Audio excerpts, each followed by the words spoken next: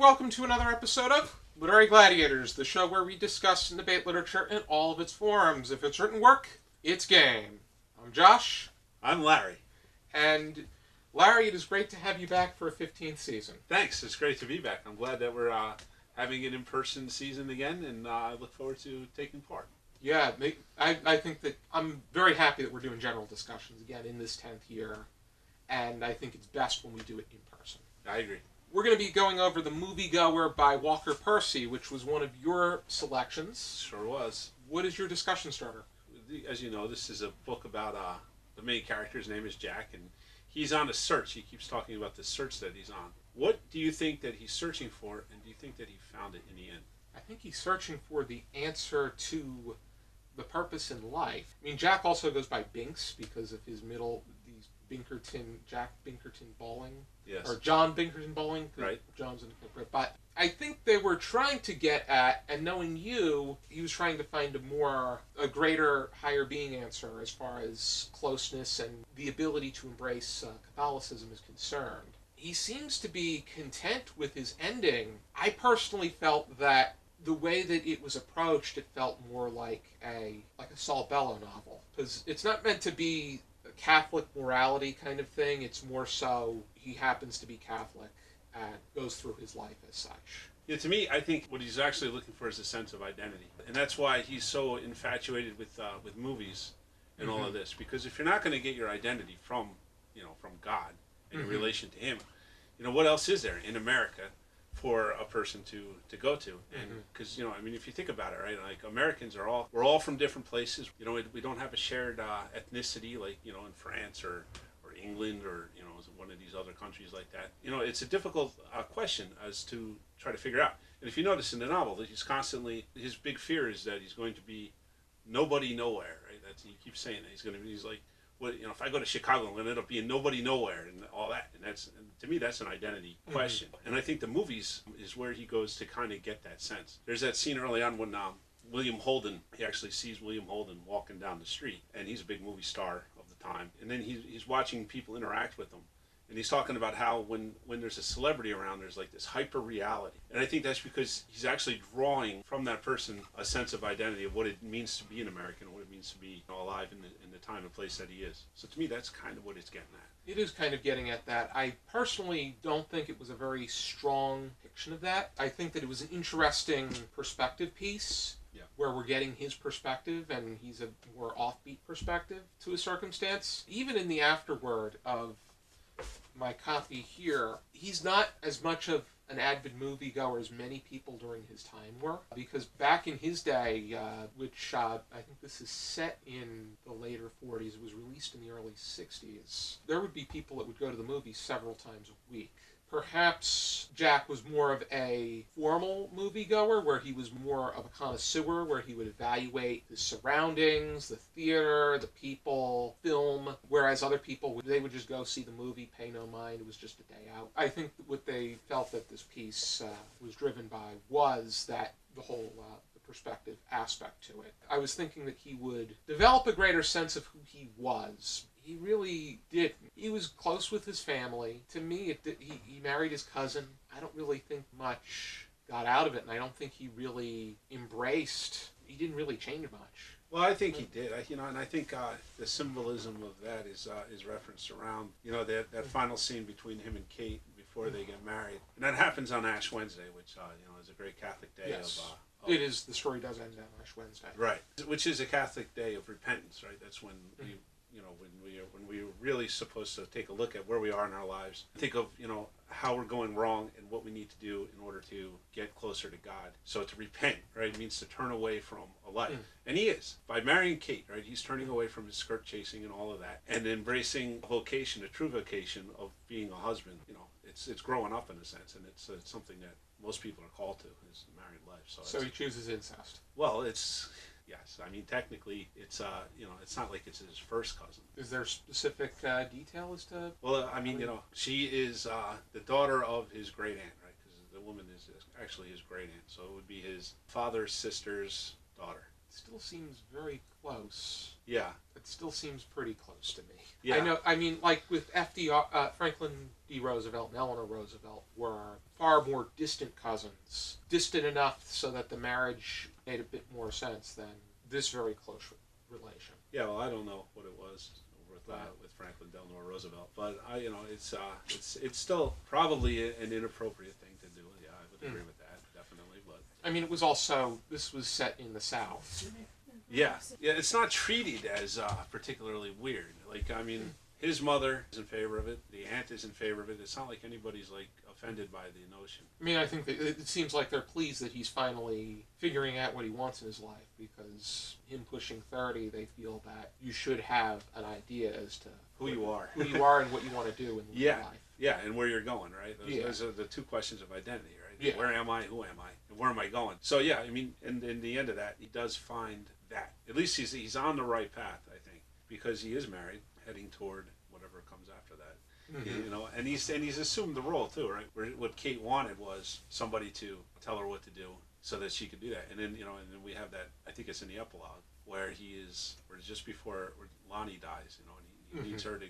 She can't handle being around Lonnie, but he needs to be around him, because he's his half brother and he's dying. But she can't handle it, so he gives her something to do. I did kind of like the relationship between him and Lonnie, though, because I felt that it showed a sense of maturity when he was around him. Yeah, he's like Lonnie brought out the best in him.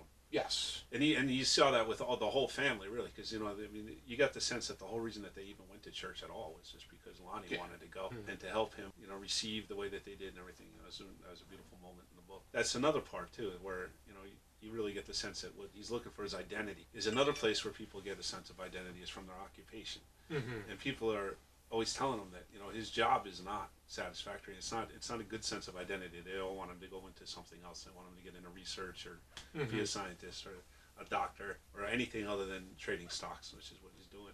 And he seems to be pretty good at it. As long as he's satisfied and it's bringing in consistent income, he's not unemployed or not wasting away things. He's just doing something that they don't approve of.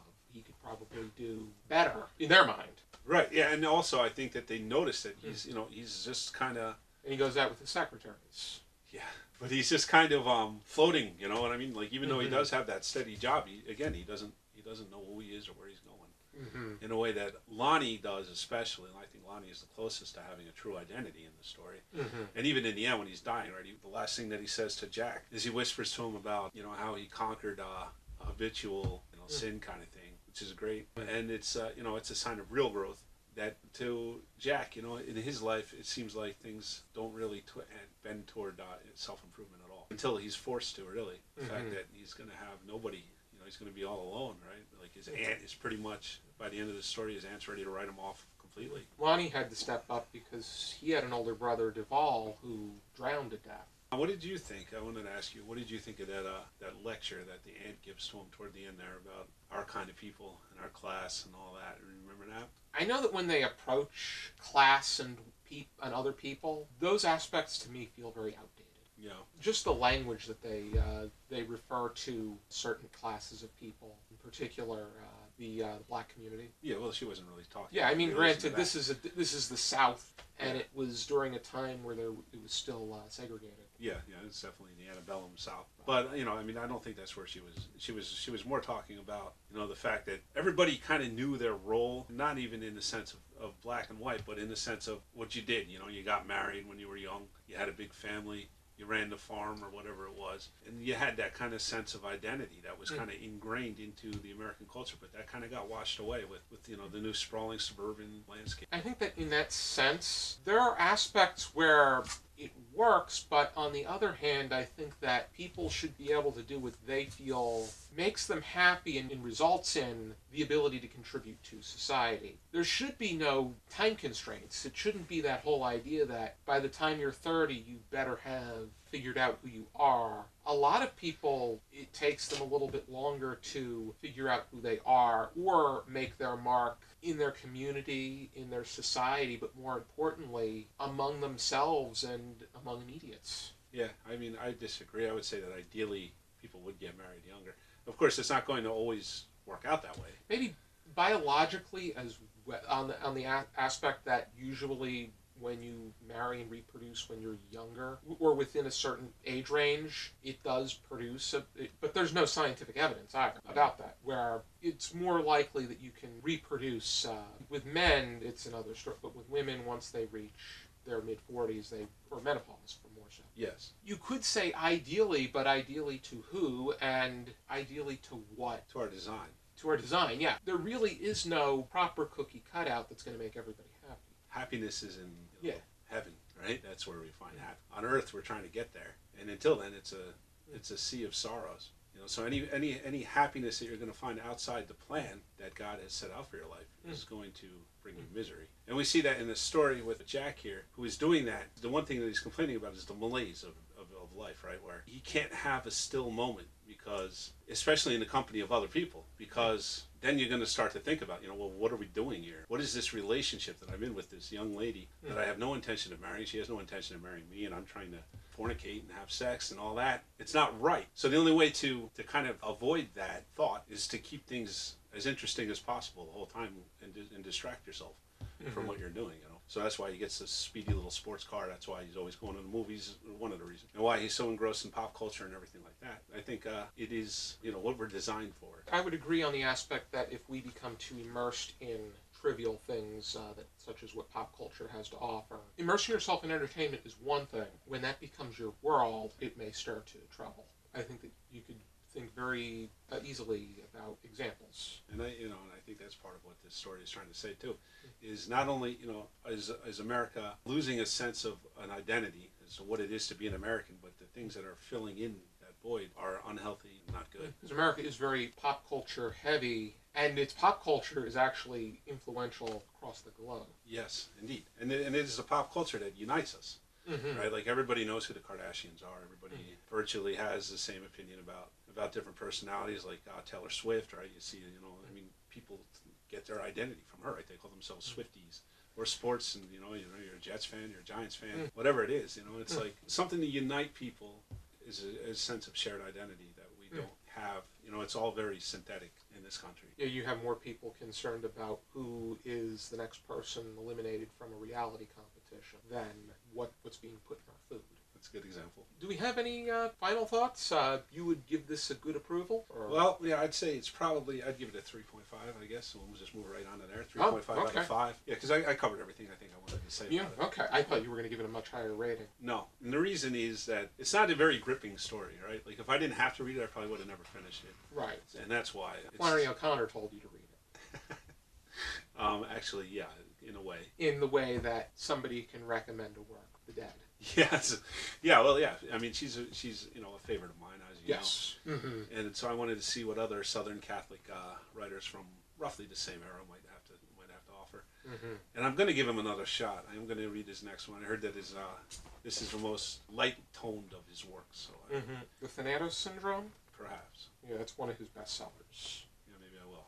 I'm going to give it a 3. There was a structure to it. I think that Jack or Binks was interesting enough to carry on a story. I didn't get anything out of it. I wasn't immersed as a moviegoer. If somebody's an enthusiast for the film, maybe he doesn't go to the movies as much as the people that go several times a week. I thought there would be more of an enthusiasm for that, but more so an enthusiasm for him trying to find himself and to discover what he feels is the meaning of life, what he feels is his place in the world. Yeah.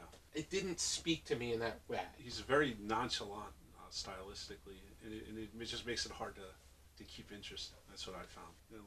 So we're pretty much on the same page, I think. Yep. There's no bald soprano debate on this one. No, not this time. Maybe next time. Okay. All right. So, if you're interested in picking up The Moviegoer, here is my copy by Walker Percy. I want to thank you for tuning into this video. I hope you check out some more videos from our channel. And for now, and as always, we encourage you to keep reading.